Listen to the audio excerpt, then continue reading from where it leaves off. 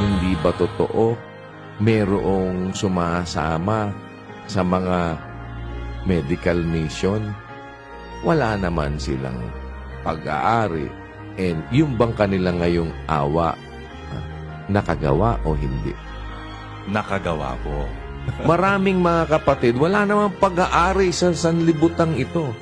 Pero yung bigas, yung ayuda na nakarating doon sa mga nasa bundok, bunga ng kanilang pagpapagal at bunga ng paggawa ng kanilang mga kamay ng mabubuting bagay para makarating yung awa doon sa kapatid na nangangailangan bilang isang katawan.